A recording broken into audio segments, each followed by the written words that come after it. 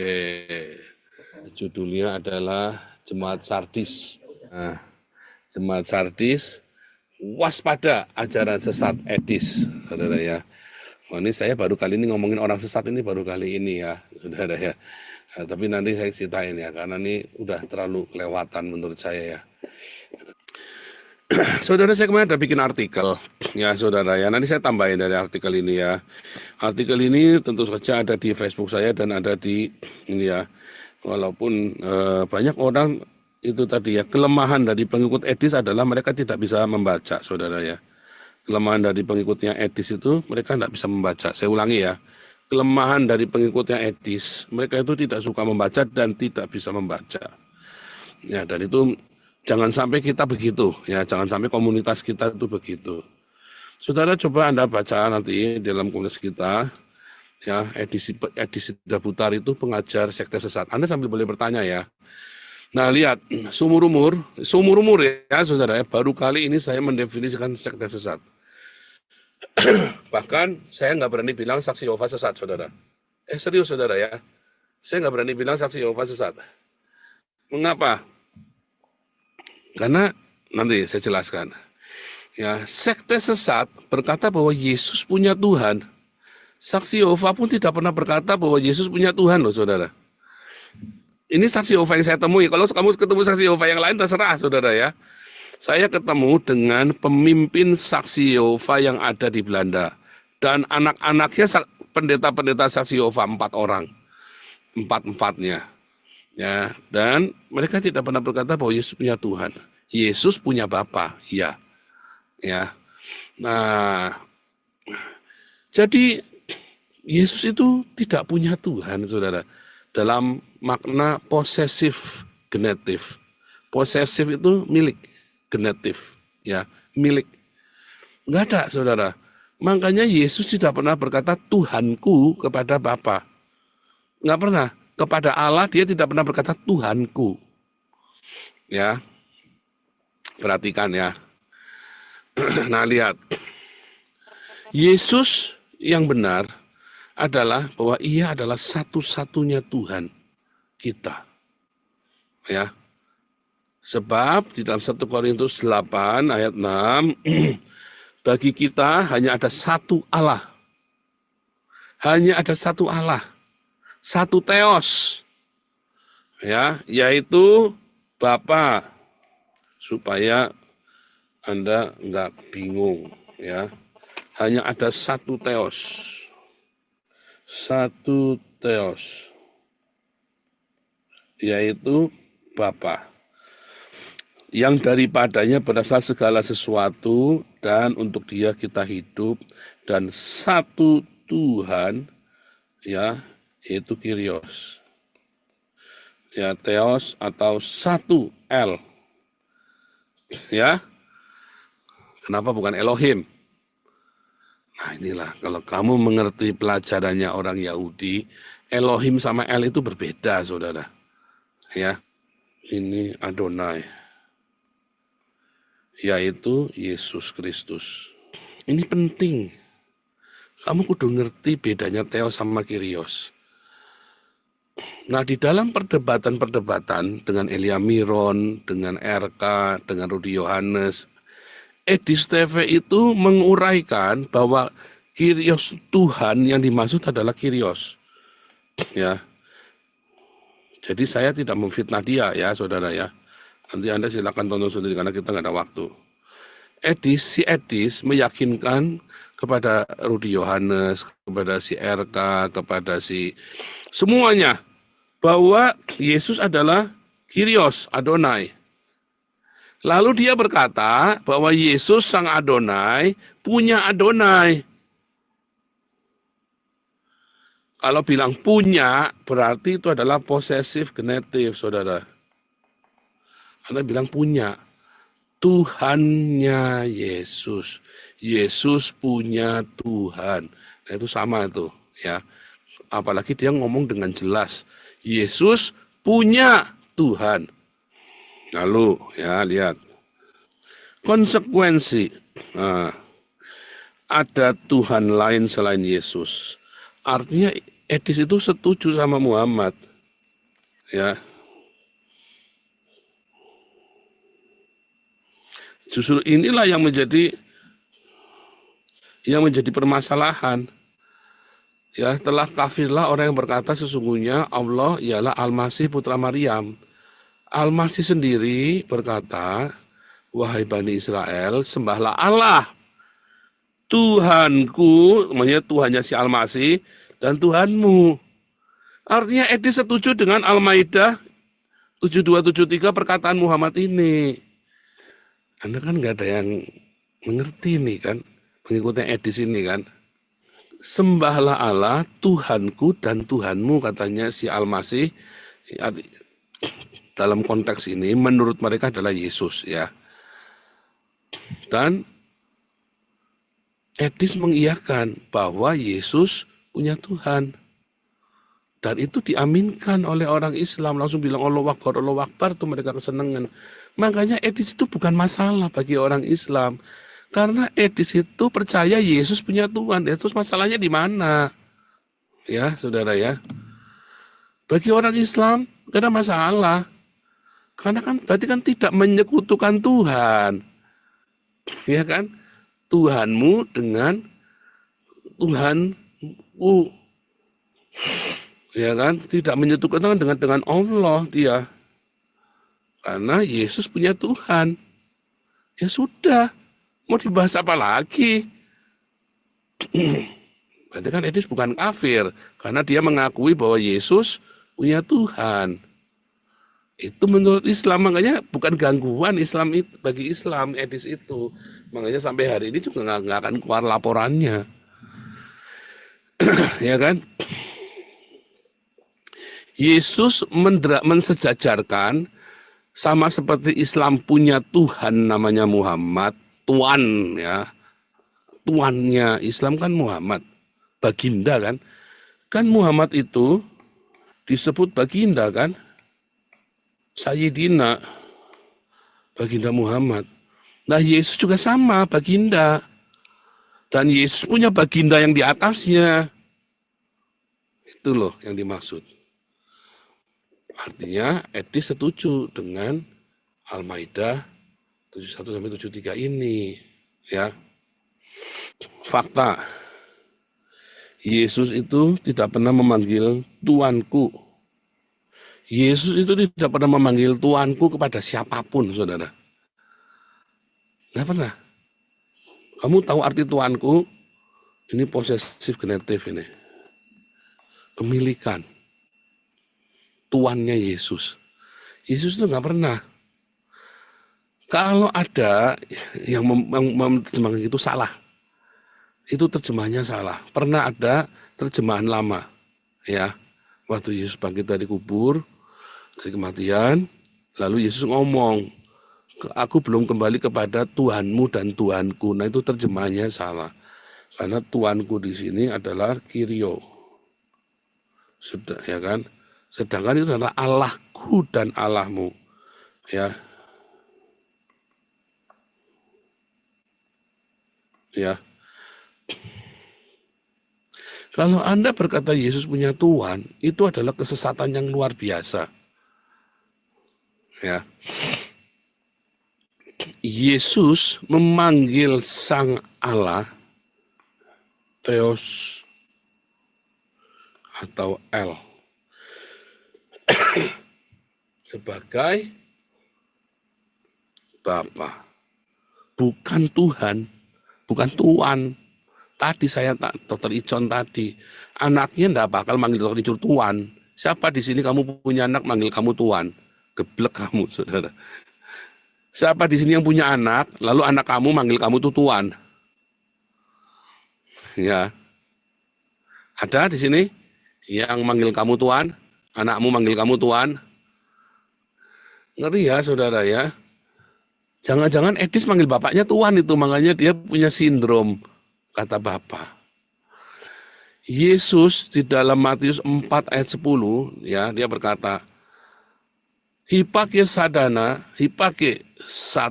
kegraptai, gar, ya, kurion ton teon, proskunensis. Yesus menyuruh seluruh dunia, proskuneo, kepada Tuhan, kurios, yang adalah theos. Tidak sekalipun Yesus proskuneo kepada theos atau proskuneo kepada Bapa. Tidak ada kata di Alkitab Yesus proskuneo kepada Bapa atau kepada Allah. Justru Yesus menerima semua proskuneo dari murid-muridnya, dari orang, dari malaikat, bahkan dari setan-setan. Ya, ayatnya ada nanti ya. Yesus menyebut dirinya sendiri adalah kurios. Ya, dalam Yohanes 13 ayat 13. Masa Anda nggak kebuka dengan ini, saudara? Nah, ini kan orang Islam ini kan seneng ini kan. Saya Muslim, setuju dengan etis Yesus hanya hamba. Yesus bukan ini kan. Ini setuju orang Islam, ya kan? Akhirnya setuju sama etis orang-orang Islam ini. Jadi gangguannya etis apa? Kalau itulah sebabnya sampai hari ini nggak ada laporan polisinya. Dan saya nggak tahu, jangan-jangan etis itu memang disusupkan kepada orang Kristen. Saudara, ketika Yesus berkata dalam Matius 4 ayat 10, Hipake satana, hegraptai, garturion tonteon, proskunensis. Ya. Nyala iblis ada tertulis engkau harus menyembah Tuhan kurios Allahmu dan hanya kepada Dia saja engkau berakti. Ya, hipake satana, hegraptai, garturion tonteon, so proskunesis. Yesus berkata, akulah guru, ya, akulah didakolosmu, dan akulah kurios. Tadi disuruh proskunesis kepada apa? Kepada kurios. Orang Majus itu proskuneo kepada Yesus. Ya, ada ayatnya itu ya. Orang kusta proskuneo kepada Yesus. Kepala rumah ibadat proskuneo kepada Yesus. Padahal Yesus berkata, kepada kurion tonteon saja kamu proskuneo. Tapi ini bilangnya proskuneo kepada Yesus. Apa nggak salah itu? Para murid proskuneo kepada Yesus. Pertanyaannya, ya, perempuan Kanaan proskuneo kepada Yesus. Pertanyaannya, kapan Yesus proskuneo kepada Bapa? Nggak pernah ada. Tidak pernah ada. Sampai mencet muntah darah, kamu cari nggak bakal ketemu. Ya, Pak, di Getsemani, Pak. Di Getsemani, Yesus tidak proskuneo kepada Bapa.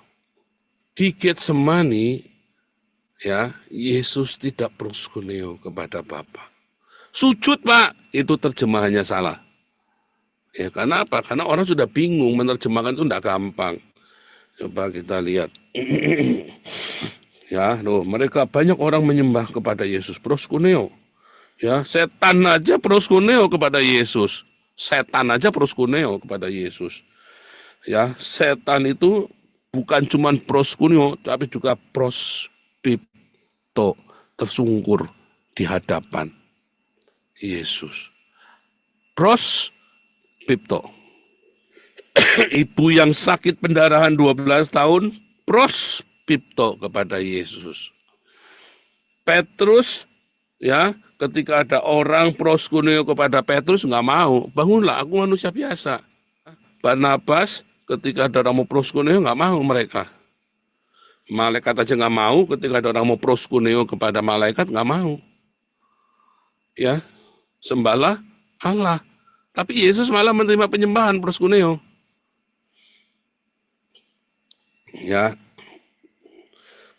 para malaikat menyembah. Angelo kan? Angelo itu menyembah proskuneo. Dari Mazmur ya. Segala Allah proskuneo. Ya, dalam Septuaginta. Yesus di dalam Taman Getsemani, maka ia maju sedikit lalu sujud. Loh, lihat katanya epesen dari kata pipto. Pipto itu artinya apa, saudara? Dua kali ya, epesen ya. Pipto itu artinya apa, saudara? Jatuh, I fall. Contohnya ya, ini ada kata epesen, tapi dia apa? Pesontes proskuneo. Jatuh dan menyembah. Ada proskuneonya. Menyembahnya di proskuneo. Ya. Tapi kalau Anda lihat, ya, ini rumahnya runtuh. Pipto. Bukan proskuneo. Bukan prospipto. Rumah itu pipto. Ya. Terus hujan jatuh ke tanah, pipto. Ya, burung-burung pipto jatuh ke tanah dan seterusnya.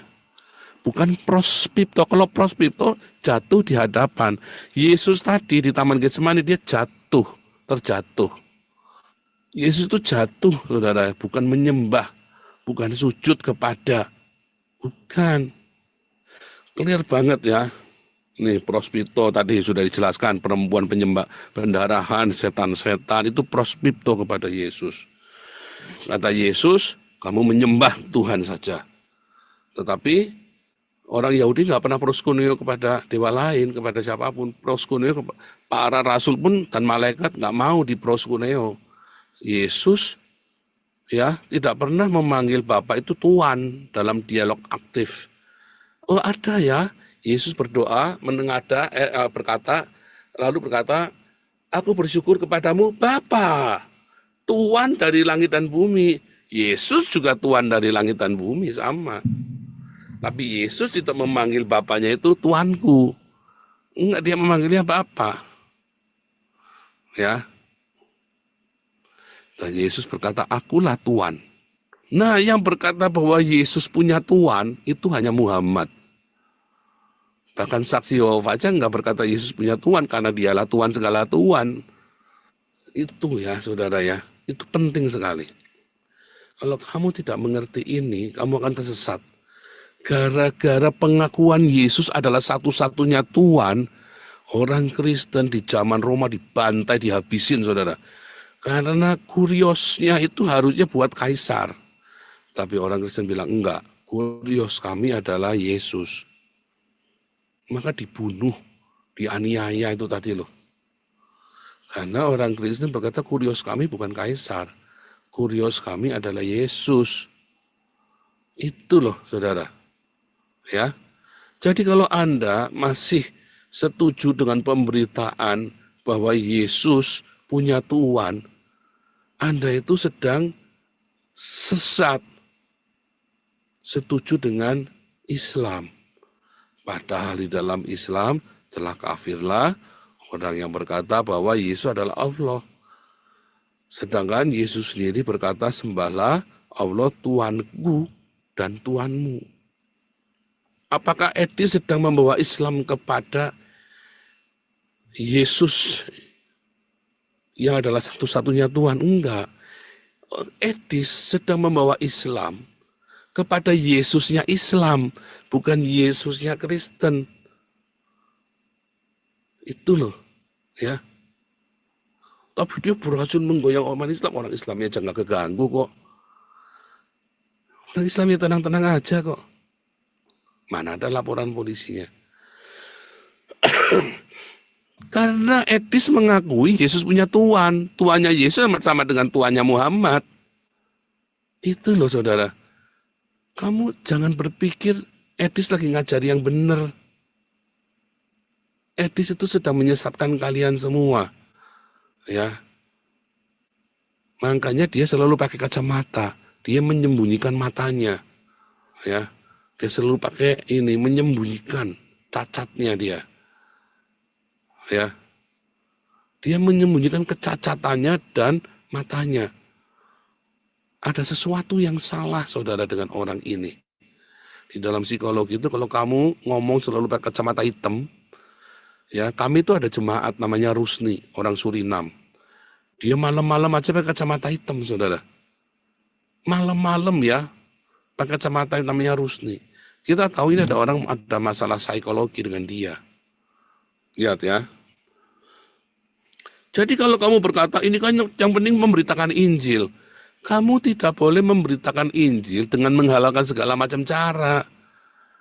Injil itu adalah sesuatu yang terang, tidak boleh kamu tutup-tutupi, nggak boleh kamu tipu-tipu.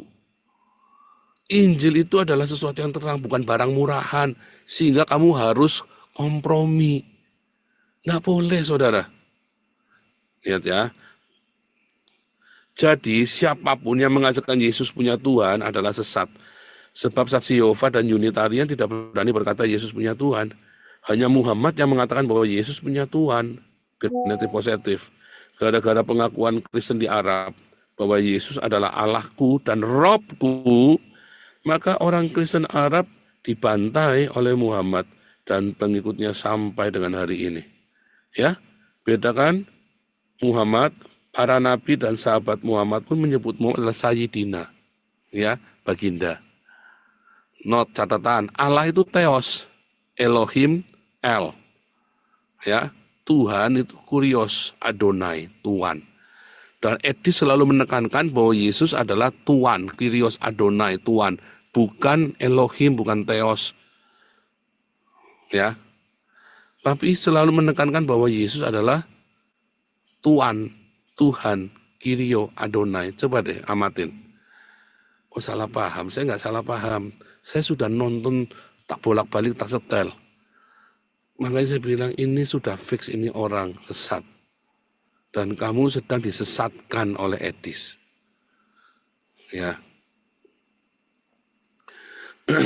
Ya, saudara ya. Serem kamu tuh. Disesatkan kamu oleh Edis. Kamu pikir memberitakan Injil, yang penting orang Islam murtad. Satu, Edis tidak sedang memurtadkan orang Islam. Orang Islam itu hanya murtad jika dia berkata bahwa Yesus adalah Sang Allah. Maka dia dibilang murtad. Kalau dia bilang Yesus punya Tuhan, orang Islam itu belum murtad, saudara, nggak murtad. Telah kafirlah orang yang berkata bahwa Allah adalah Isa Al-Masih Putra Maryam. Jadi kalau selama Edis berkata Yesus itu punya Tuhan, dan Tuhannya itu adalah Allah, ya nggak murtad orang Islam ini. Ya, jadi masalahnya di mana? Coba dengarkan baik-baik dengan hati nurani yang murni. Nanti kamu nyadar, nanti kamu sadar. Jangan kamu seneng yang wah, katanya Soeharto aja dumeh. Ya, ini Paul iri enggak? Saya enggak iri. Uang saya lebih banyak dari Edis, saudara. Ya, uang saya lebih banyak dari Edis. Yang diiri apanya? Saya sekolah teologi lebih tinggi dari Edis. Saya orang merdeka. Edis lagi ketakutan dia. Ketakutan dibikin sendiri. Saya warga negara Belanda. Saya sudah tunjukkan pergi ke Israel, ke Mesir, ke Yordan, kemana-mana. Februari saya mau ke Amerika. Edis bisa nggak ke Belanda? Nggak bisa. Jadi apa yang mau diiri ini? Ya kan? Pengikut. Mau berapa lama? Agatha cuma 3 bulan selesai. Elia Miron cuma 3 bulan selesai. Saya 3 tahun masih di atas terus rating saya. 3 tahun. Kalau sekarang turun, kita punya komunitas. Pengikut banyak-banyak buat apa kalau pelit-pelit? Mendingan pengikutnya sedikit begini kan. Tapi donasinya tadi kan banyak kan. Dan tetap kan mengalir kan. Pengikut banyak-banyak buat apa? Pada pelit-pelit, pada nggak mau ngasih duit. Buat apa terus coba? Kalau misalnya buat iri-irinan ya. Ini pun bukan pengikut saya. Mereka ikut Yesus, saya ajarin. Alumni kita ada 1.200 murid-murid di dalam pengajaran Hagios ini. Edis berapa? Ya, kita punya Bible College. Kita sudah punya Christian Center di sini. Edis baru rencana yang duitnya nggak jelas. Iya, kalau ternyata kumpul orang nggak jelas kok, nggak transparan. Jadi apa yang mau diiriin? Ini saya mengatakan yang benar. Masuk ke roomnya Edis, nggak pernah dikasih naik saya. Kalau di roomnya Edis, Elia Miron, nggak pernah dikasih naik. Agatha aja udah nggak pernah lagi. Dulu, ya sekali. Nggak pernah lagi, ya. Takut mereka semua kalau saya ngomong. Karena nggak bisa bantah. Nah ini terserah kalian ya, ini sudah saya jelaskan. Ya ini terutama buat komunitas kita sendiri, ya saudara ya. Kalau Edis berani masuk ke ruangan ini, ya, atau Februari nanti saya ke Amerika, silakan datang temui saya. kalau berani. Ya, oke, kita tiba saatnya untuk masuk dalam Bible study kita ya. Hari ini presentasi dari Hagios Bible College yang angkatan ketiga. Ya, Evangelis Samudra.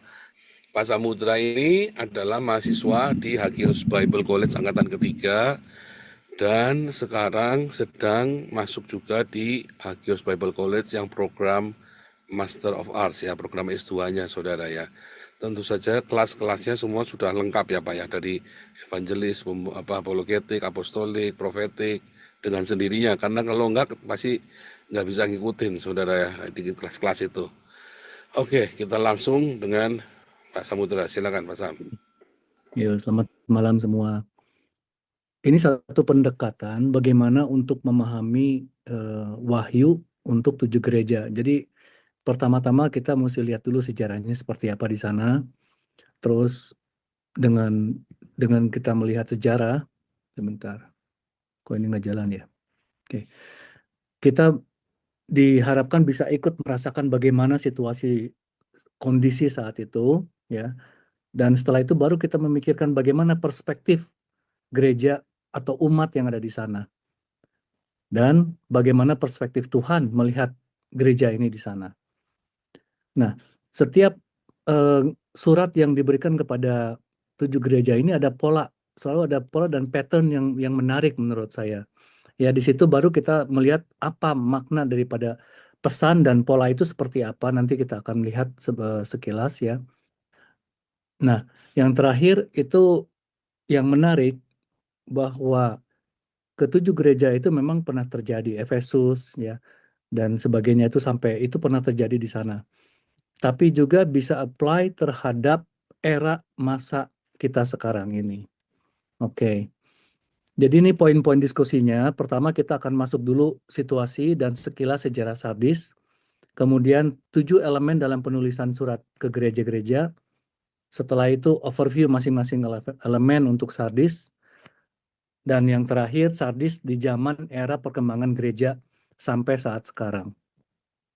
Oke, Sardis itu di mana? Sardis itu kalau sekarang tuh di modern Turki ya.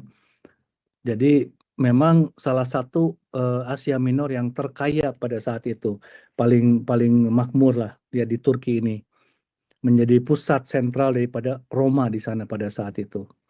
Nah, bagaimana kota Sardis sebetulnya? Kotanya ini ternyata itu sangat kaya sekali, dia punya suatu kekayaan yang luar biasa ya, legendaris ya. Kenapa? Karena di sana ada Gunung Temolus namanya, yang dari sana mengalir Sungai Paktolus mendekati Sardis, yang di mana sungai itu mengalir juga debu-debu emas dari gunung ini. Ya, jadi kaya karena emas di sana. Sehingga ada beberapa arkeolog juga mengatakan mungkin koin pertama emas yang dibuat itu di dunia ada di sini. Ya, juga menjadi pusat perdagangan otomatis, pusat ekonomi. Tokoh yang terkenal di sana tuh namanya Raja Croesus ya. Jadi kalau kalau orang Eropa mungkin sering dengar gimana kamu kalau kaya seperti Croesus itu udah kaya yang luar biasa itu dibandingkannya dengan Raja Croesus.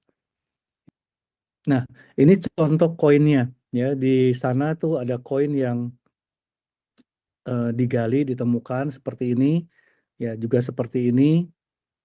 Nah, ini juga koin elektrum namanya. Di mana ini adalah koin campuran emas dan silver. Jadi ini juga merupakan satu hal yang menarik. Di sini pertama kali mereka bisa apa namanya memurnikan emas ya di kota ini. Sehingga banyak yang percaya ini memang ekonomi modern itu pertama di sini. Jadi kita bayangkan hidup di zaman itu, di zaman Sardis, dari zaman Croesus, itu megahnya luar biasa, bagusnya luar biasa, kaya luar biasa. Dan mereka itu hidupnya aman, merasa paling aman, merasa sudah semuanya dapat, ya. Dan di sini memang pusat daripada Roma itu termasuk kota yang paling glamor, ya. Mulai dari glamor penampakan juga seksualitas juga yang paling gila-gilaan di sana, ya, kekayaan dan sebagainya. Jadi yang paling termasuk yang luar biasa. Nah, kenapa mereka bisa begitu? Karena kondisi situasi fisik si Sardis ini seperti ini. Ya, di atas gunung tebing yang curam. Tinggi tebingnya itu di tiga sisinya itu sekitar 450 meter, lalu kasih itu setelah di atas tebing dikasih benteng juga. Jadi sangat sulit untuk musuh bisa mengalahkan. Tetapi yang menarik itu memang dalam sejarahnya Sardis sejak ditemukan oleh kerajaan Lydia kalau nggak salah, itu pernah dua kali dia kemasukan dan kalah. Nah, masuknya itu seperti apa? Dua kalinya disamakan dengan cara yang sama. Ya, jadi kalau kita lihat di sini, ini ada jalan kecil nih. Ya, kalau musuh di bawah sini dia tidak bisa melihat ada jalan ini. Nah, jalan ini di mana serangan dua kalinya masuk seperti pencuri ke dalam sini. Nah, bagaimana caranya? Nah, ini sebentar ya. Ini contohnya nih, fotonya di sana Sardisus seperti ini. Ya, ini sudah hancur. Ya. Nah, kejatuhan pertama oleh Persia. Ya, jadi karena tebingnya curam dianggap mustahil bisa dikalahkan.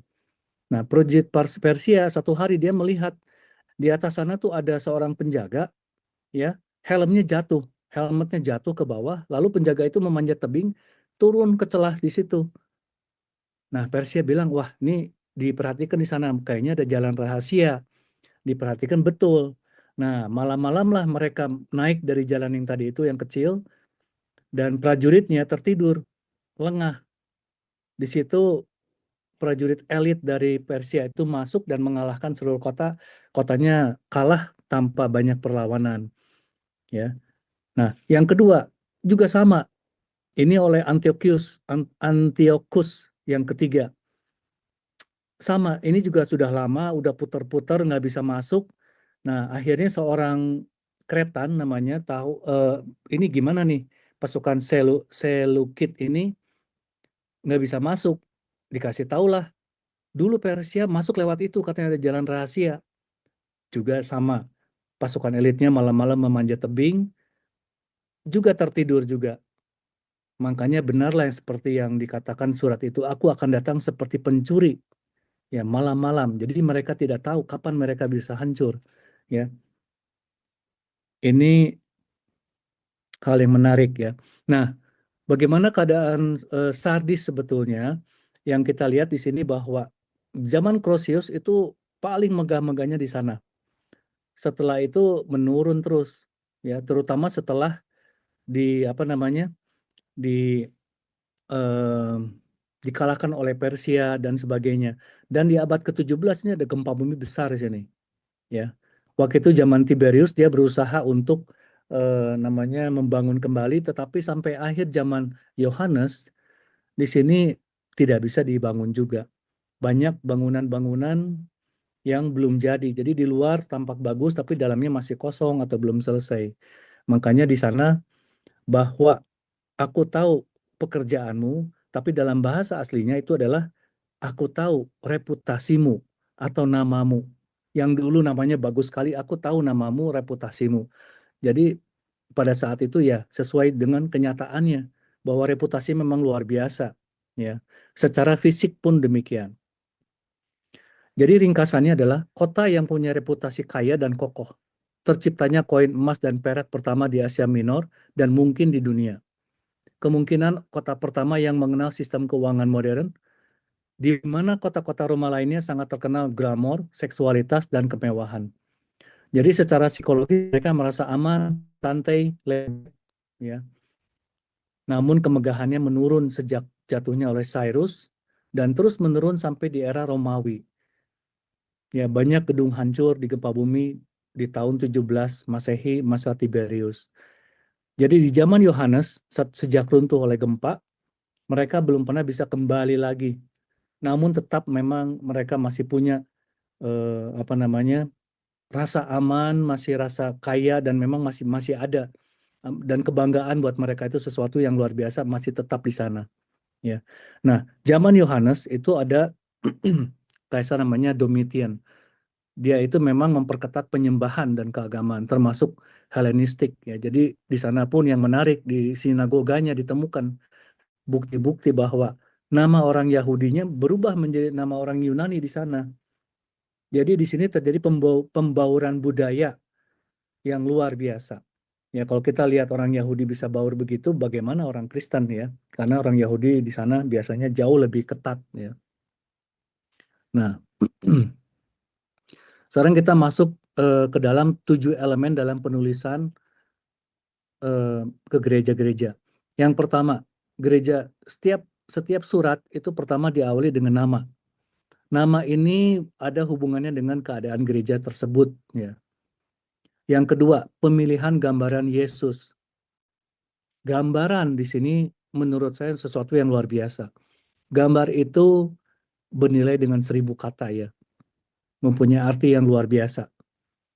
Ya, jadi contoh ya, jadi misalnya waktu di Efesus itu disebutnya Apostolic Church ya, di mana murid Yesus yang langsung atau saksi yang masih hidup pernah mengajar di Efesus. Namun Efesus kehilangan cinta pertamanya. Lalu apa Tuhan Yesus datang menggambarkan ke Yohanes penglihatan itu apa? Yaitu aku yang berjalan-jalan di antara kaki Dian. Mengingatkan aku pernah jalan loh sama kamu, kamu sudah lupa ya. Ya. Jadi disesuaikan dengan kebutuhan dan saat itu bagaimana kejadiannya. Menurut saya itu luar biasa sekali ya. Nah, ada juga pujian atau penghargaan terhadap setiap gereja. Ada juga kekhawatiran atau peringatan, ada nasihat kuat atau dorongan yang tegas, kamu harus begini, bertobatlah dan sebagainya. Dan juga ada janji kepada siapa yang menang. Janjinya pun itu disesuaikan atau disamakan. Jadi semua cerita yang ada di sana itu sudah dikemas menurut saya begitu sempurna, menjadikan satu simbol-simbol supaya setiap kali kita baca kita bisa ngerti, oh batu, oh nama, oh jubah, oh begini. Kita bisa lihat di ayat yang lain tuh artinya apa, itu menjadi satu hal yang sangat mendalam ya. Jadi setiap kata yang di sana itu mempunyai suatu makna yang tersembunyi atau yang dalam ya. Dan yang terakhir, ini yang menarik. Selalu ada kata-kata dia yang punya telinga hendaklah mendengar. Yang punya telinga adalah manusia yang zaman waktu itu dan sampai zaman saat ini biarlah mendengar. Belajarlah dari apa surat-surat yang Tuhan berikan kepada setiap gereja di 7 kota itu ya. Nah, sepintas di sini contoh ya. Jadi kalau misalnya di atas itu ada nama Sardis, kita kan mau bahas Sardis dulu di sini ya. Pujian. Sardis tidak ada pujian. Ya, Sardis tidak ada pujian. Kekhawatiran ada. Nasihat kuatnya apa? Tobat. Janji pemenang. Nah, ini nanti kita akan harus bahas sedikit ya. Kepada siapa yang menang, maka akan Tuhan bla bla bla ya di sini. Kita perhatikan ada 1, 2, 3, 4, 5, 6, 7 gereja. 3 gereja pertama, janji pemenangnya ditulis di paling akhir dalam buku itu. Tetapi 4 gereja terakhir ditulis sebelum terakhir. Jadi yang terakhir itu biarlah dia yang bertelinga hendaklah mendengar. Tetapi yang tiga pertama di sini ditulisnya terakhir. Nah, kalau kita perhatikan lebih jauh, jadi kalau misalnya 3 pertama ini kita anggap grup A ini mungkin sudah tidak ada di akhir zaman. Kenapa? Karena yang grup B semua tuh ada referensi terhadap kedatangan yang kedua kali. Grup A tidak ada. Ya, oke nanti mungkin kalau ada sempat kita bicarakan sedikit. Oke, sekarang kita masuk kepada nama gereja. Namanya Sardis ya. Jadi tempat benteng, kota berbenteng, kota kuat ya. Yang terkenal tidak bisa jatuh. Ini memberikan satu kesan yang punya kewibawaan atau punya um, rasa udah paling kuat ya, paling benar gitu mungkin ya, secara spiritual. Title-nya bagaimana? Gambaran Tuhan Yesus kepada Sardis bagaimana?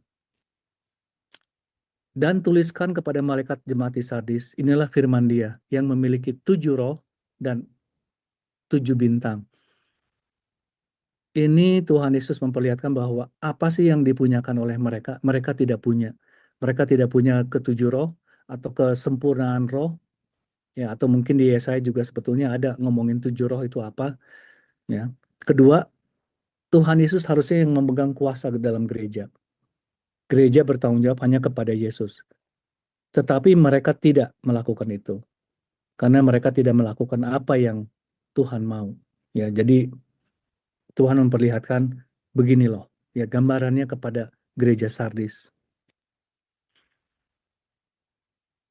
Oke, di sini tadi saya sudah bicara bahwa tidak ada pujian, tidak ada penghargaan kepada gereja Sardis. Dari 7 gereja ada 2 gereja yang tidak punya pujian, Sardis dan Laodicea. Ya, Sardis itu gereja yang hidup namun jadi mati.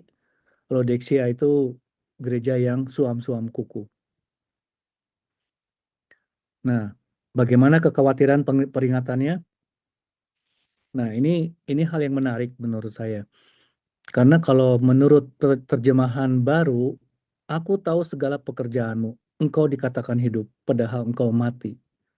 Tetapi kalau di dalam Net Bible, ya, atau bahasa aslinya, pekerjaanmu itu bukan hanya pekerjaan seperti pekerjaan work, tetapi di sini reputasi. Aku tahu reputasi kamu atau nama, ya, kita lihat di sini. Reputasi, name, jadi nama. Jadi memang juga sesuai di sini. Dia pernah punya reputasi secara fisik. Sama pula dengan secara spiritual, nanti kita bicarakan sedikit. Jadi reputasi terlihat, terdengar, reputasinya hidup namun mati. Apakah menggambarkan Kristen KTP atau nama saja? Kondisi kota Sardis, perasaan aman dan selamat yang semu. Namun di sini kita juga melihat bahwa di dalam sejarah Sardis itu memang gereja yang aktif katanya. Mereka itu kaya, mereka melakukan banyak hal. Mungkin banyak filantropis-filantropis yang menolong orang karena mereka aktif, tetapi mereka mati. Ini yang Tuhan mau memberitahukan kepada mereka. Seperti juga Sardis. Reputasinya bagus sekali waktu zaman Krosius. Tapi terakhirnya dia sudah mulai mati. Dan akhirnya sekarang pun benar-benar mati. Ya, tinggal reruntuhan. Ya, jadi dari bukti arkeologi terlihat bagaimana pengaruhnya Yunani dan pusat penyembahan terhadap Dewi Artemis salah satunya di sana, ya. Ini Dewi Artemis, ya. Bagaimana Dewi Artemis itu mitologi Yunani yang cukup penting di sana, ya. Alam, hewan, kelahiran atau kesuburan. Ya, biasanya memuja kedewa ini juga melakukan banyak hal seksualitas di dalam apa namanya? Dalam ritualnya. Nah, di sini banyak sekali puing-puing atau memperlihatkan bagaimana penyembahan terhadap kaisar dan dewa-dewa itu ada di mana-mana. Jadi kalau di sini udah puing-puing ya, cuman kalau dilihat sedikit atau lebih detail, semuanya tuh simbol-simbol penyembahan tuh ada di mana-mana. Jadi memasuki segala aspek kehidupan di sana. Ya. Nah, ini adalah salah satu sinagoga terbesar di Asia Minor di luar daerah Palestina. Nah, ini yang menarik. Kenapa bisa ada sinagoga di tempat Sardis yang di mana Domitian itu benar-benar keras sekali tentang penyembahan terhadap kaisar dan terhadap dewa-dewanya. Boleh, tetapi selama Tuhannya mereka tidak lebih tinggi daripada Tuhannya yang disembah Roma. Itu syaratnya. Sehingga apa yang terjadi sebetulnya? Gereja pun di sana sama, tetapi di dalam pengajaran-pengajarannya itu ataupun tempatnya pun di sini yang berpembauran ajaran itu sudah sangat menjadi erat sekali.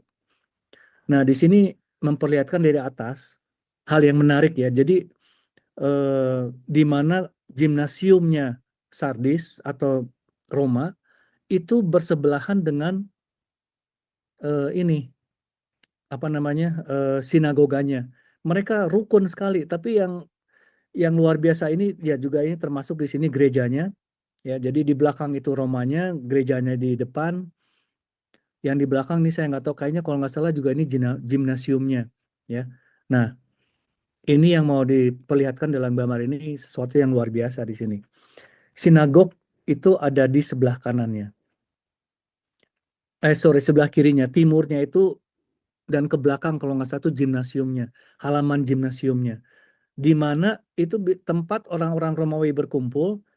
Mereka biasa berkumpul juga, mereka biasanya nudis atau telanjang di sana karena mereka ceritanya sangat menghargai tubuh manusia. Ya, bagaimana bisa terjadi di sini? Sungguh yang luar biasa ini. Satu kompromi keagamaan spiritual yang sangat luar biasa di sini.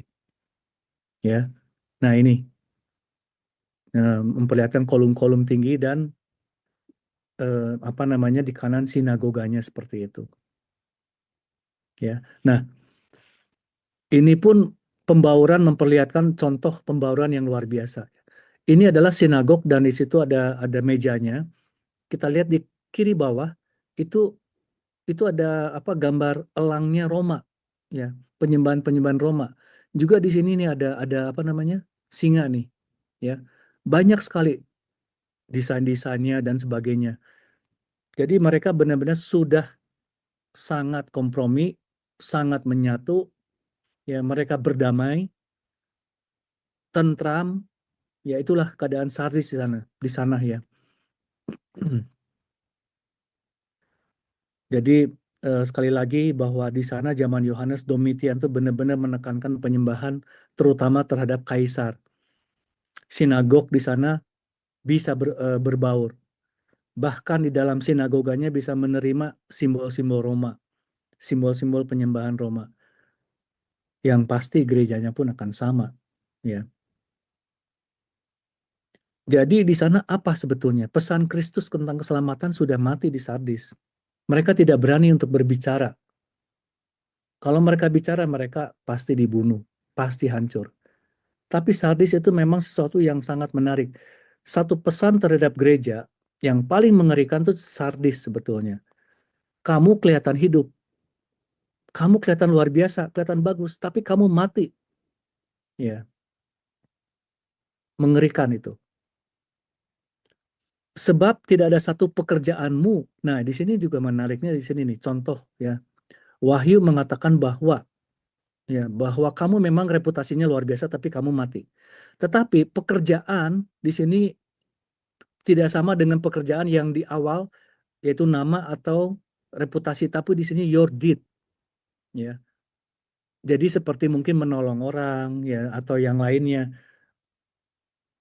tidak satupun yang Tuhan menemukan sempurna. Ya. Ini tidak tahu kenapa. Apakah mereka memang kaya, suka menolong atau filantropis atau apa? Tapi mereka melakukan yang kelihatannya bagus-bagus. Tapi Tuhan ngomong tidak ada yang kudapati sempurna. Ya, ya, jadi kira-kira keadaan sadis gerejanya tuh seperti itu. Cukup mengerikan dan juga mungkin bisa dilihat mirip dengan gereja-gereja zaman sekarang yang mereka merasa sudah kuat, merasa sudah aman, mereka sudah selamat, tapi hati-hati jangan sampai Tuhan mengatakan bahwa kamu punya nama, kamu punya reputasi, tapi sebetulnya kamu itu mati. Ya. Nah, janji kepada yang menang. Sorry, ini nasihat dulu.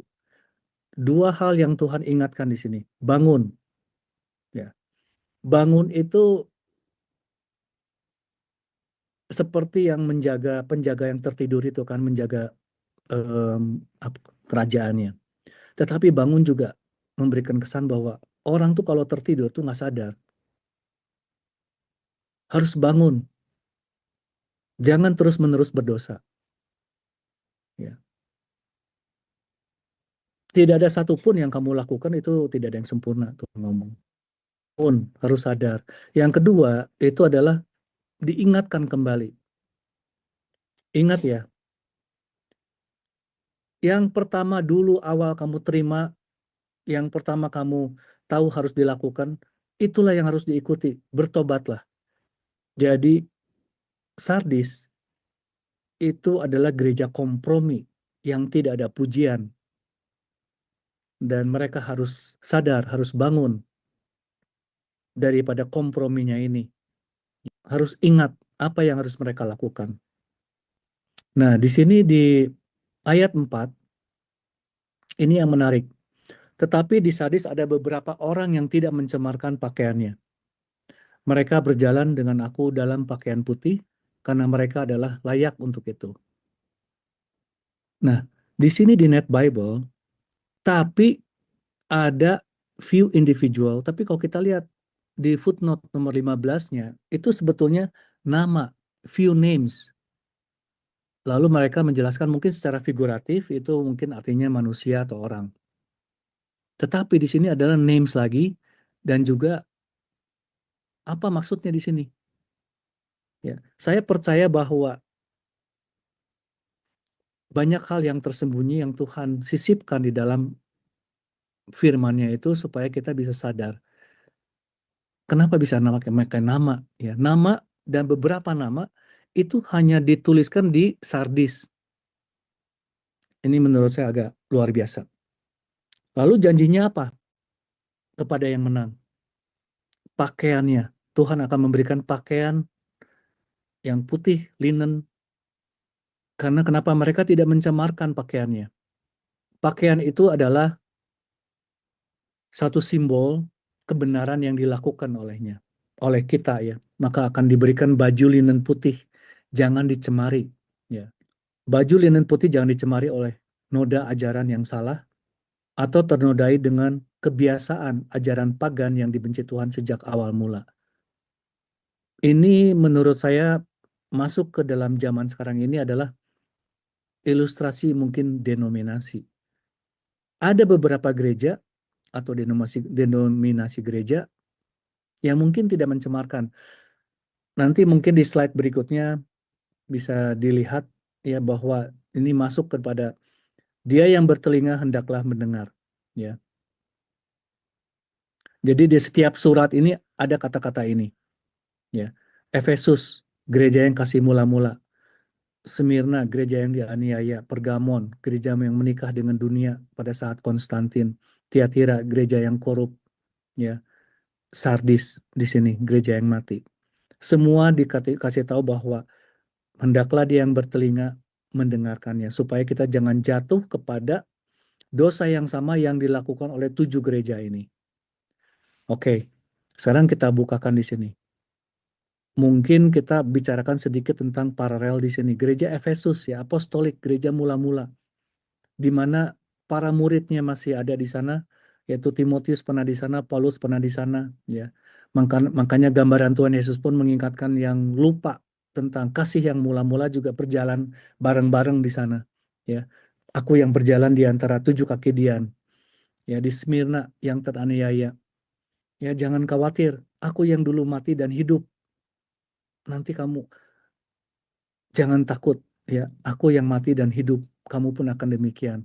Ya, Pergamus, ya, yang menikah, Tiatira, ya, ini gereja abad pertengahan. Jadi Pergamus kemungkinan nih apa nih the marriage church itu, yaitu perkawinan antara gereja dan agama. Pertama kali oleh Konstantin, ya di sini digabungkan, makanya Katolik artinya universal, dikawinkan, ya. Disinilah Pergamus, eranya Pergamus. Era Tiatira setelah terbentuk, nah gereja Katolik di sini semakin parah penyalahgunaan otoritas, ya, kontrol terhadap rakyat, ekonomi, hukum, persis seperti Isabel yang berkuasa. Ya, makanya di sini disebutkan seperti Isabel. Isabel ya, perempuan Isabel itu. Nah, Sardis di sini ada clue-nya. Punya reputasi. Wah, awalnya memang waktu pertama kali protes itu luar biasa. Ya, ini salah, harus kembali. Ya, protes. Setelah itu banyak pecah, banyak lahir nama-nama. Tapi banyak yang mati sebetulnya. Namun di antara nama-nama itu, kalian ada yang memegangnya dengan baik. Ya, Philadelphia, ya di sini. Ini zamannya kebangunan rohani. Ya. Lalu setelah kebangunan rohani, kita mungkin yang yang sudah cukup berumur pernah mengalami waktu zaman-zaman kebangunan rohani di mana-mana ya di seluruh dunia termasuk di Indonesia akan memasuki zaman murtad nanti atau masa namanya suam-suam kuku.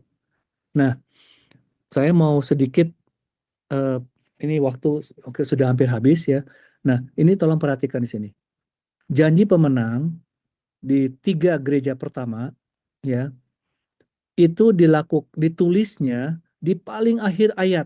Jadi kalau kalian nanti buka di Wahyu, coba lihat Efesus, Smyrna, Pergamus, janji pemenangnya itu di paling bawah. Nah, 4 yang berikutnya yang terakhir, janji pemenangnya itu bukan di paling bawah. Yang paling bawahnya ini nih, dia yang bertelinga hendaklah mendengar. Ya, coba perhatikan. Nah, lalu perhatikan 3 yang pertama kita anggap ini grup A. 4 yang kedua kita sebut grup B. Ya, yang grup A itu tidak ada ngomongin soal akhir zaman. Tapi yang grup B ada membicarakan soal kedatangan yang kedua. Apakah mungkin memberikan clue bahwa ini pun 7 gereja ini memperlihatkan 7 era zaman gereja di dunia nantinya. Ya, seperti apa namanya penglihatan mimpi itu loh, ya, yang kepalanya Babylon sampai kakinya ke bawah itu apa namanya yang kaki itu yang bercampur dengan tanah dan besi itu ya. Itu kan dari awal zaman sampai akhir zaman. Ini pun menurut saya juga hal yang sama. Ya, 3 di sini tidak membicarakan, tetapi 4 terakhir semua ngomongin soal kedatangan Yesus yang kedua. Dan hanya 1 Philadelphia yang dijanjikan lepas atau diluputkan dari masa sulit. Pastor Paul itu sampai di sini saja dulu apa namanya pembicaraan soal gereja Sardis. Terima kasih. Luar biasa. Hadis. Sebenarnya menurut Pak Sam, cuma saat ini bicara apa toh Pak? Intinya apa? Oke. Jadi intinya itu Sardis itu adalah satu jemaat yang kelihatannya hidup tetapi dia mati. Itu Karena apa? satu karena mereka itu kompromi. Mereka itu intermingle. Jadi mereka itu benar-benar maunya damai, damai saja. Ya, tidak ada keributan. Mereka merangkul, apa saja dirangkul. Berbarengan, bisa hidup berdampingan. Itu salah satu yang menjadi masalah besar. Meskipun mereka berbuat banyak, Pastor. Menurut sejarah, kalau nggak salah, mereka berbuat banyak. Mungkin karena kaya mereka. Mungkin melakukan hal-hal yang baik juga. Tetapi mereka kompromi banyak. Ya, mengerikan sih. Karena Sardis ini memang satu gereja yang paling mengerikan di antara semua gereja mengenai kamu hidup tapi kamu mati. Serem. Paling menyeramkan. Sebenarnya pendek katakan begini, kamu pikir kamu selamat loh, padahal kamu nggak selamat loh. Iya, Pikir udah betul, jadi Pastor. Kristen kamu udah puas, haleluya, haleluya. Tiba-tiba kamu nggak selamat loh ujung-ujungnya. Mampuslah kau. Nah itu serem kali saudara. Kalau saya mah merinding kalau mengingat itu ya kayak Paulus bilang, aku melatih diriku sedemikian rupa. Hati-hati saudara, ini pesan keras di sini ya, sama Laodikia nanti tentunya ya.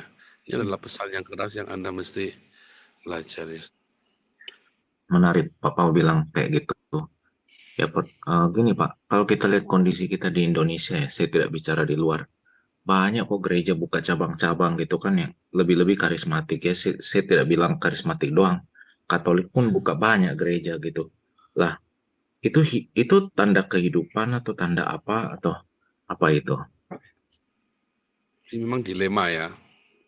Orang buka gereja positif ya seharusnya ya. Tapi kemudian orang ini kan diajari firman Tuhan. Katanya Paulus mau dengan tujuan apapun yang penting firman Tuhan diberitakan. Tapi setelah diberitakan masalahnya orang itu jadi fanatik dan ngawur. Terus kita menjadinya susah loh. Kita menasihatinya ini kayak jemaatnya Edis ini kan. Kita nasihatinya malah kita dimaki-maki balik sama mereka kan. Kita kasih tahu enggak gitu loh, salah. Malah dimaki-maki balik kan. Coba kamu senggol Philip Mantova jemaatnya. Dulu, zaman dulu tuh jemaat Petrus Agung, kamu senggol itu ya. Wah, bisa bacok-bacokan itu. Mungkin Marcel, silakan Marcel. Menurutku Jemaat Sardis ini kenapa dibilang kalian hidup tapi tidak apa tapi mati ya kan tadi di awalnya kan ketujuh dan ada 7 roh Allah. Mungkin jauh sebelumnya pengajaran Yesus itu tertanam kepada tujuh jemaat bintang ini nih yang paling wah. Tapi sering berjalannya waktu tadi kalau Pak Sam bilang di sebelah sinagog itu prostitus ya, itu kan parah sekali. Berarti kan nggak berbuah nih. Apa nih? Ada apa nih? Apa pengajarannya salah? Apa mereka terlalu in clash ya di dalam gitu kan, sibuk di dalam kasakusuk. Kalau kata Pastor Paul apa? Paguyuban sepeda gunung gitu kan, maunya yang enak-enak aja gitu kan, tapi tidak memberitakan Injil. Ya kebanyakan gitu kan. Oh kita biarin deh secara teoretikal aja tahu sejarah Alkitab, tapi kita nggak usah menginjil. Mungkin seperti itu. Mungkin makanya Paulus bilang bangunlah, ya enggak. Woi, ayo penginjilan lagi yang kuat ya, mungkin seperti itu ya, karena udah parah sekali ya, nggak berbuah menurutku sih. Saat di sini karena saking parahnya perlu dikoreksi, mungkin penelitian lebih jauh apa yang terjadi sebetulnya di Sardis itu, mungkin dari sejarah politik dan ya gitu ya perlu. Jadi menurutku karena nggak berbuah ya, keras sekali, makanya kaget juga tadi di Tadi samping udah sinagog loh. sejarahnya, tadi background sejarahnya Nah, bagus. Itu jemaat, itu daerah orang kaya. Dan terjadi kemerosotan moral di sana dan kompromi terhadap ritual-ritual pagan setempat. Tapi di dalam penafsiran untuk gereja hari ini tadi Pak Sam bilang itu seperti denom-denom hari ini, ada beberapa nama itu adalah denom-denom hari ini, tidak semuanya rusak, tapi ada beberapa denom yang masih menjaga kemurnian ajaran Tuhan. Hati-hati yang murni tadi, pakaian putih tadi kan bisa juga mewakili hati yang murni tadi. Jadi ada denom-denom yang kompromi yang sudah benar-benar pokoknya ngawur, tapi ada yang masih tetap menjaga. iya. Nah, itu tadi ini historisnya kan, itu background historis, dan kalau kita mau Gereja Mamon ya, Mm-mm. gereja Mamon ya Pastor. Mungkin Karena bukan zaman dulu sekedar itu mamon lagi kali, itu udah parah. apa itu ya, udah benar-benar politik, Pendeta-pendetanya udah possess itu sama harta ya. campur ya, Karena zaman politik dulu segala kan, macam. kan gini ya, apa orang-orang kaya pada zaman itu suka membiayai para penginjil-penginjil untuk khotbah, tapi dengan keinginan jadi milik. Makanya Ya. Paulus itu kan dia nggak mau, dibilang dia mau bebas gitu. Dia mau bebas, dia nggak mau terikat. Apa yang kuberitakan ya apa yang Tuhan Yesus beritakan, bukan maunya para penguasa yang punya uang itu. Jadi orang dulu yang banyak uangnya itu suka guru spiritualnya dibiayain gitu loh. Tapi Paulus nggak mau. Mungkin itu yang terjadi spiritual yang suka uang. Makanya tadi ya gunung emas kan katanya kan di situ pertama kali. Saya nggak bisa bayangin tuh berapa kayanya tuh pendeta sadis. Hamba Tuhan maksud saya dalam konteks sekarang pendeta ya. Makasih Pastor. Itu gunung itu yang disebut dengan debu emas. Saya jadi kadang-kadang kepikiran, wah itu yang apa, sekte karismatik itu apa itu loh yang Pensacola emas itu ya. Ya, Pensacola, Toronto Blessing itu. Iya. Saya nggak pernah tertarik loh itu. Saya melihat mereka punya bisa debu emas itu malah aneh gitu. Kenapa kok Tuhan harus lewat debu emas ya? Ya. Lalu lihat ini yang Sardis, waduh, kok dia bisa debu emas lagi? Itu dia tuh. Iya ya, kenapa ceritanya Sardis debu emas ya? Iya, aneh kan? Ini yang saya kadang-kadang nggak habis berpikir. Semuanya tuh tidak ada yang kebetulan. Setiap detail itu sangat menarik. Ada aja sesuatu clue. Yang Pastor bilang spiritnya itu tetap tinggal ya, yang itu nggak akan nanti dituntaskan oleh Tuhan Yesus kan, spirit Sardis, ya nggak sih, debu emas ini bukan kebetulan ya, kayak memang itu kalau orang Yahudi kan percaya waktu itu nggak linear ke depan kan, dia muter aja di periodikal tertentu keulang lagi tuh, spiritnya itu masih roh-rohnya masih ninggal kan, karena masih di jasmani ya ini kan. Ini waktu kita diskusi dengan Pasam itu ya, maka malam itu saya mulai tuh. Ya, cukup menarik sekali, karena memang denom-denom itu ada positifnya, tetapi denom-denom itu juga menjadi bumerang buat kita gereja. Lalu semua orang, apalagi denom Protestan ini kan paling mengerikan kan, saling memakan. Lalu menganggap yang lain sesat, dia yang paling benar. Lalu yang sesat mana, yang benar yang mana? Ada yang sesat. Ya, tapi yang mana yang sesat masalahnya? Itu loh. Oke, saudara, saya masuk dalam penjelasan, saudara ya. Dalam penjelasan saya, tadi tambahan untuk ini ya, jemaat Sardis ini, saudara. Dari 7 jemaat, ya, ini ya ada 2, ya, yang ada 2 yang positif ya, saudara ya. Ada 2 ini. Tadi Pak bilang sistemnya apa namanya, Pak? Tidak ditemukan kesalahan. Ya, tidak dikritik maksudnya ya, tidak dikritik. Bukan Ada 2. tidak dipuji, Pastor, maksudnya. Bukan yang Smyrna sama Philadelphia itu tadi Pak Sam namanya istilahnya apa? Smyrna dan Philadelphia. Philadelphia itu ya tidak ini apa namanya? Tidak ditegur toh, Pak. Ya tidak ditegur. Tidak Tidak ditegur. ada Ya, tapi kekhawatiran, tidak ada kekhawatiran ya, tidak ada kekhawatiran. Ada kesesatan tapi disingkirkan ya, dan responnya cepat sekali. Tetapi ada yang Sardis dan Laodikia ini yang justru ini ya tidak dipuji sama sekali. Tidak dipuji sama sekali. Ya.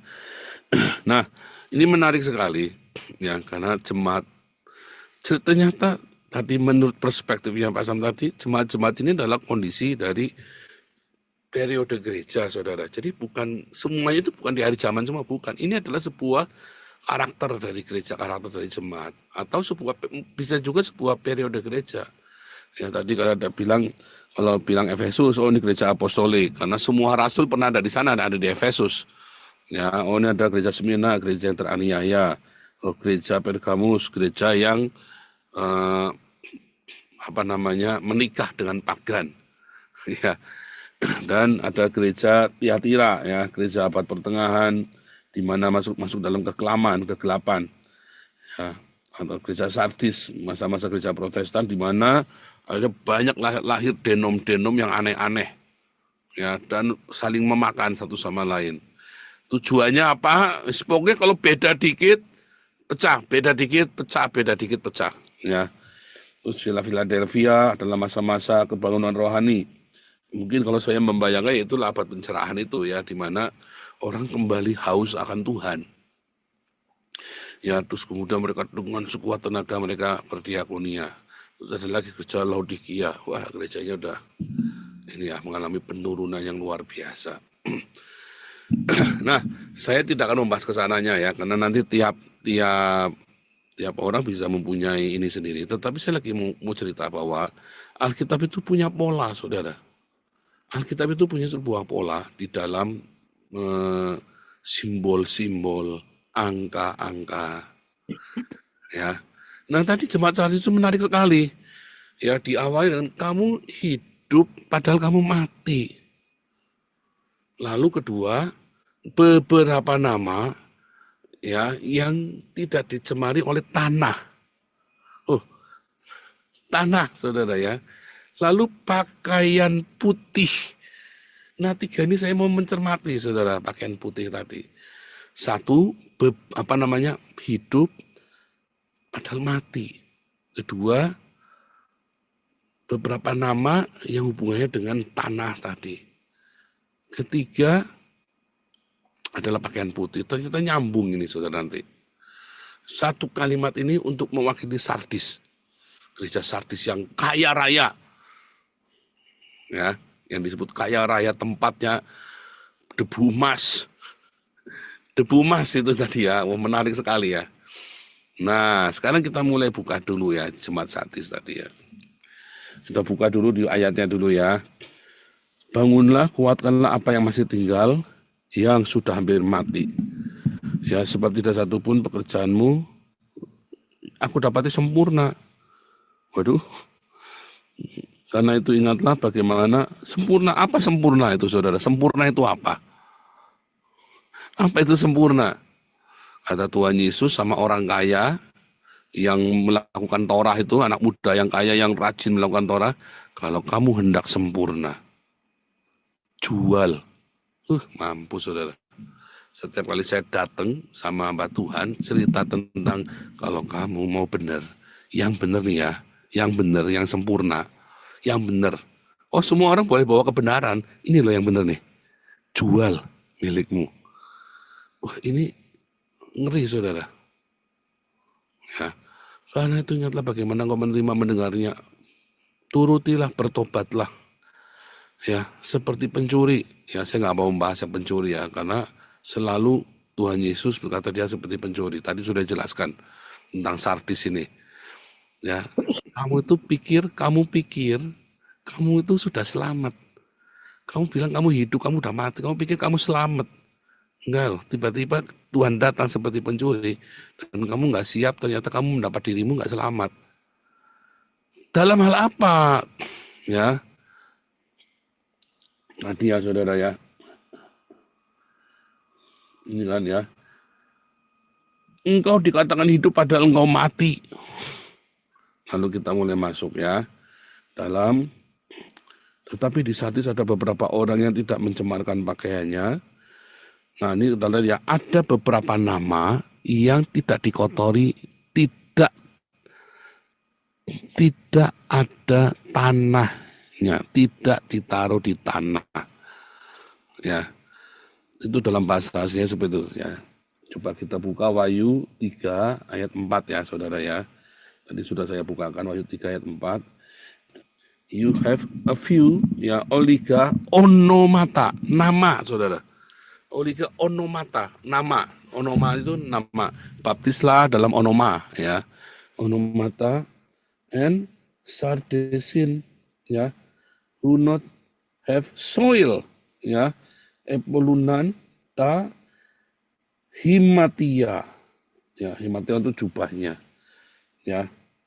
Lihat, kalau Anda lihat ada nama yang di tanah itu, yang ada tanahnya itu, maka kita bisa mengingat bahwa ketika Yesus dihadapkan kepada perempuan yang dituduh berzina, lalu Yesus disuruh menghakimi perempuan ini karena berzina, bukan karena beda doktrin ya, karena berzina. Lalu Yesus menulis menulis di tanah. Yang ditulis apa di tanah, saudara? Ya dulu pernah diajarin, coba kita buka di dalam Yohanes 8 ayat 1 ya.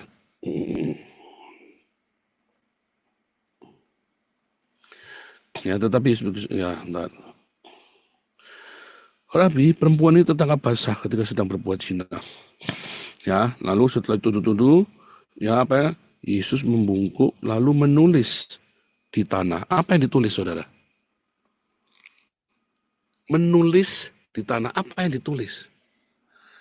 Nah kita buka di dalam, ingat ya, semua yang dilakukan Yesus itu, nggak ada yang dia lakukan, semua gerakan Yesus, tindakan Yesus, perkataan Yesus, semua adalah ada dasarnya dalam perjanjian lama, kitab Torah dan para nabi. Maka ketika Yesus nulis di tanah, dia nggak sembarangan.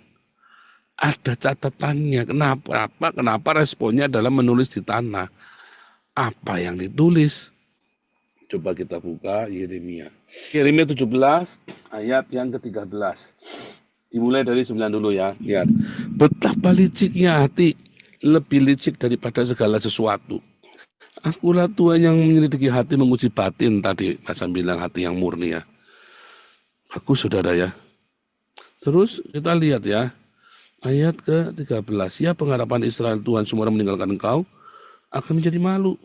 Orang yang menyimpang daripadamu akan dilenyapkan dari negeri. Sebentar, kita lihat ya saudara ya. Ayat 13 ini buka di dalam The Net Bible ya. Dan kalau kita mau Bible tadi itu diajarin pakai The Net Bible. You are the one whom in Israel may find hope, all who live you will suffer the same. For they have rejected you, the Lord, the fountain of life. Coba kita buka saudara. Ya di situ ya dikatakan siapapun yang meninggalkan engkau, ya. Siapapun yang pergi ya those who turn away from you will be consigned to the nether world. Nah, harus kita buka the nether world itu ya. The nether world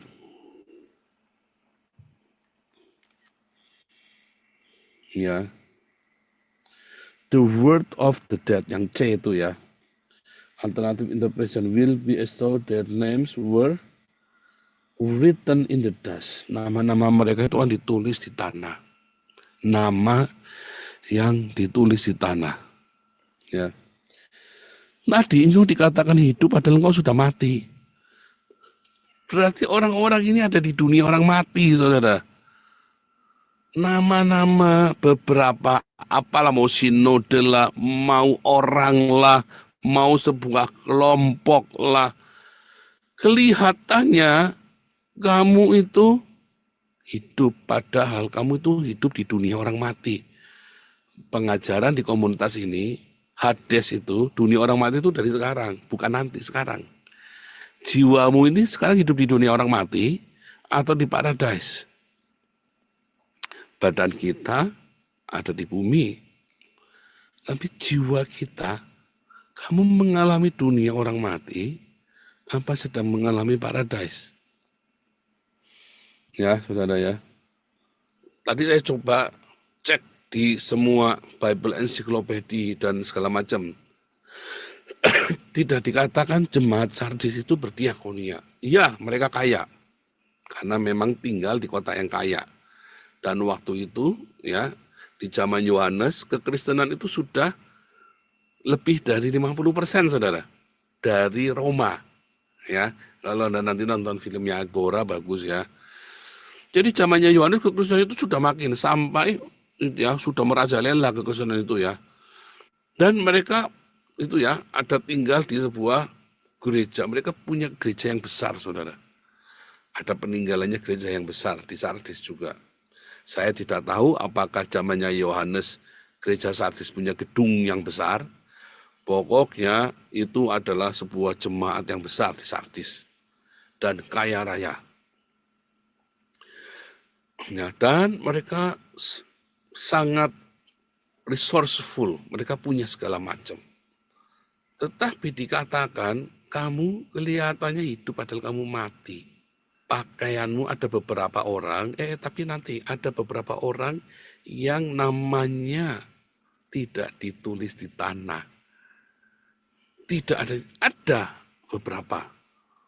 Ada beberapa gereja ya yang melakukan aktivitas kegiatan gereja, pujian penyembahan, ibadah wanita, ibadah pemuda, ya.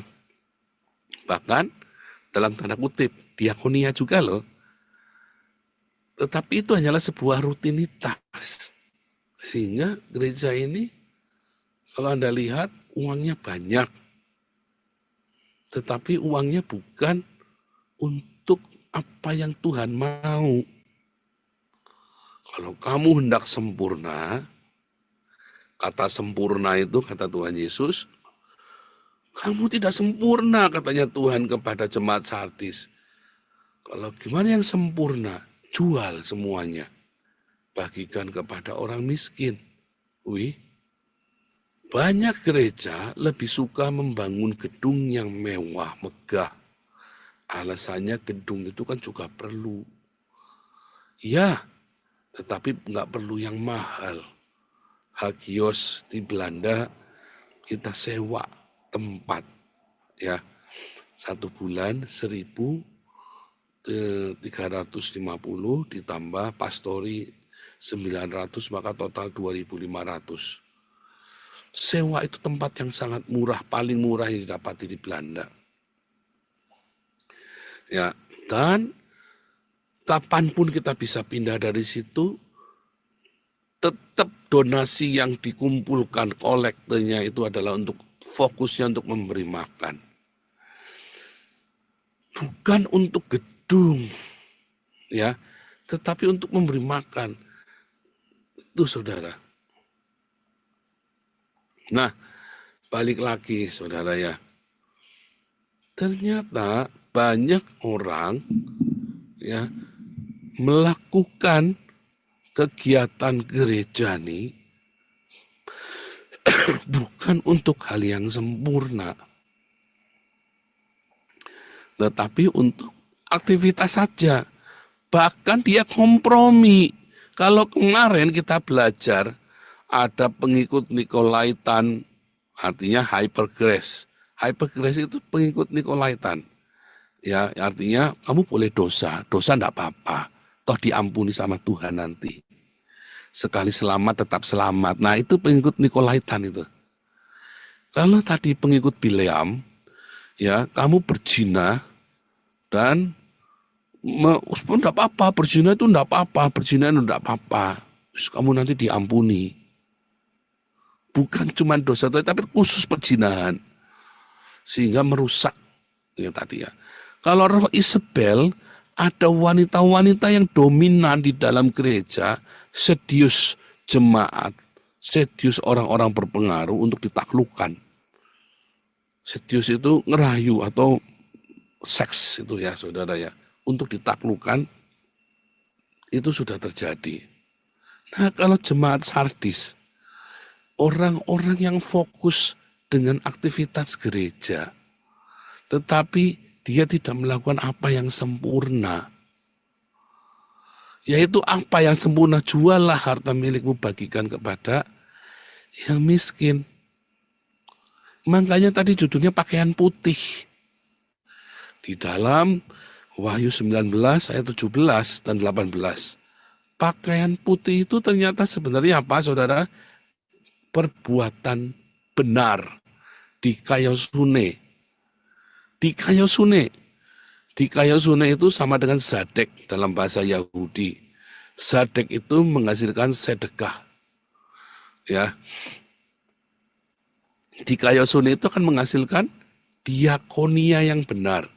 Diakonia yang benar selalu disertai dengan kekudusan, saudara.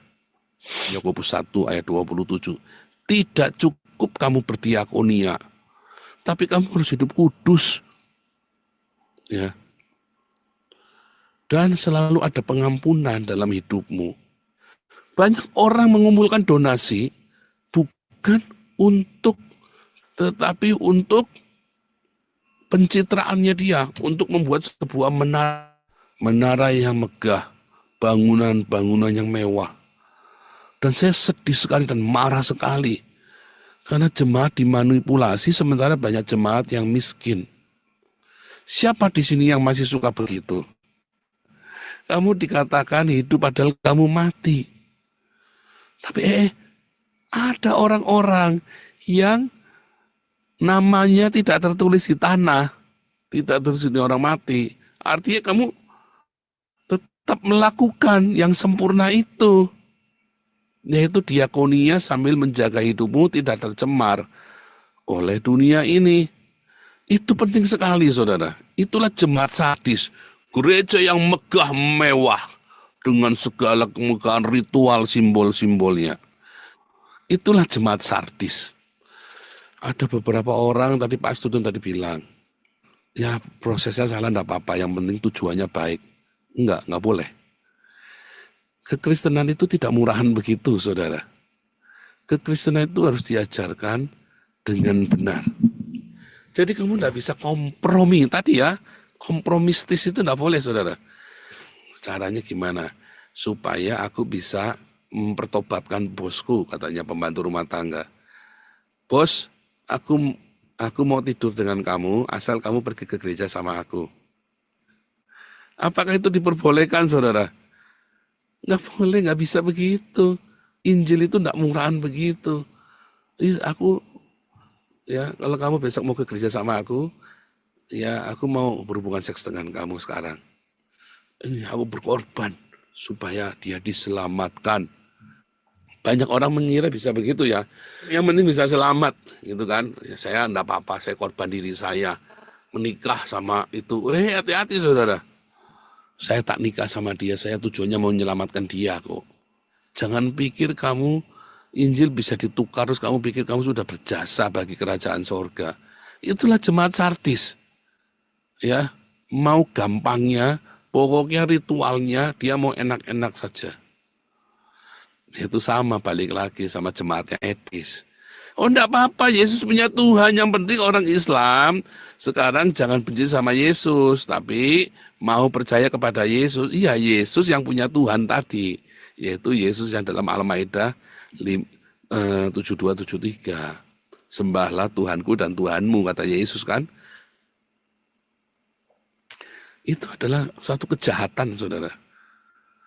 Bahkan saksi Yehova dan Unitarian tidak melakukan seperti itu. Nah, kompromi. Apalagi tujuannya adalah untuk memberitakan Injil. Tidak boleh, saudara. Kamu tidak boleh kompromi begitu. Kamu jangan berpikir gara-gara kamu pintar, cerdas, orang itu bertobat datang kepada Yesus. Salah kamu. Orang bisa datang kepada Yesus itu bukan karena kamu kompromi tadi. Orang datang kepada Yesus karena Roh Kudus yang bekerja di dalam orang itu. Itu saudara yang paling penting. Ya. Itu jemaat tadi bagus banget tadi ya saudara ya. Diurut ya satu-satu ya historisnya. Ternyata di jemaat yang kaya. Kamu pikir ada gereja yang megah mewah, kamu senang gabung di sana saudara. Kamu pikir kamu selamat. Dulu pernah kita bahas. Ternyata gereja yang megah mewah itu adalah sebuah ruang tunggunya neraka. Sama seperti jemaat di Sardis. Orang-orang yang namanya ditulis di dunia orang mati. Walaupun ada gereja-gereja denom-denom yang tidak mencemari pakaiannya ya dengan tanah itu tadi, dengan dunia orang mati tadi. Ada, saudara, gereja-gereja besar, pendeta-pendeta terkenal seperti Pastor Daniel Alexander, hidupnya tetap sederhana, dan banyak lagi. Tetapi banyak gereja-gereja seperti jemaat di Sardis. Mereka hidupnya mewah, mereka punya bangunan yang megah, tapi jemaatnya kere, jemaatnya miskin, nggak ada yang peduli. Mereka dikatakan pelayanannya didapati banyak yang semuanya tidak sempurna.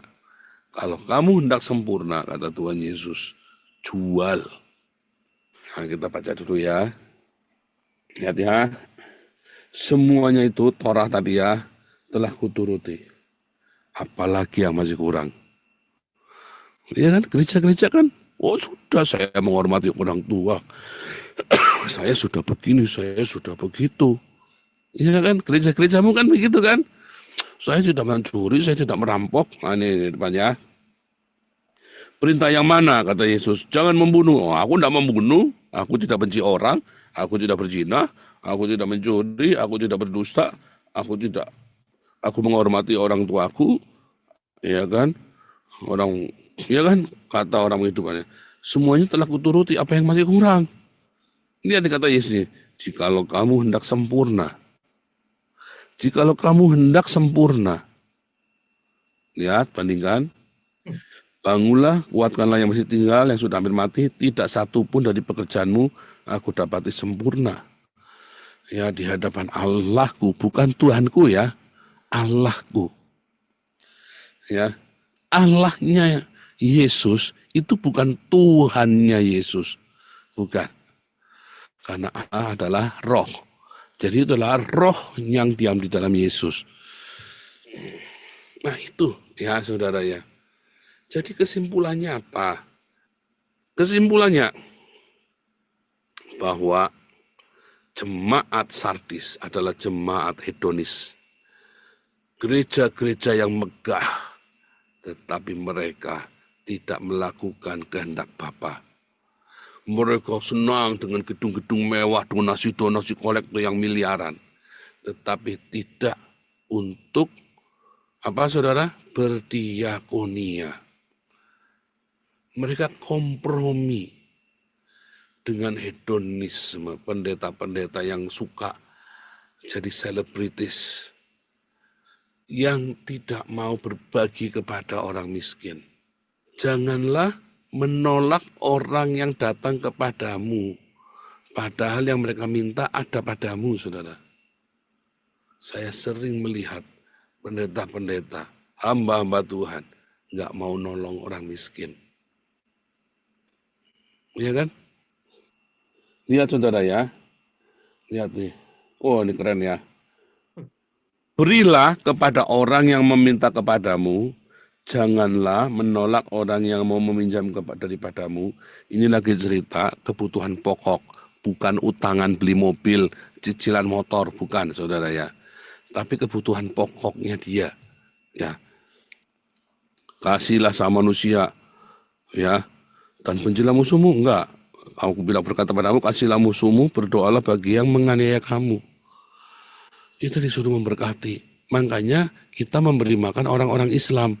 Kalau kamu menolak memberi makan orang-orang Islam, kamu sedang, apa saudara? Kamu sedang melawan ajaran Yesus untuk memberi makan musuh-musuh kita. Ya. Karena apa? Bapa di surga menerbitkan matahari bagi orang jahat dan orang baik, hujan bagi orang benar dan orang tidak benar.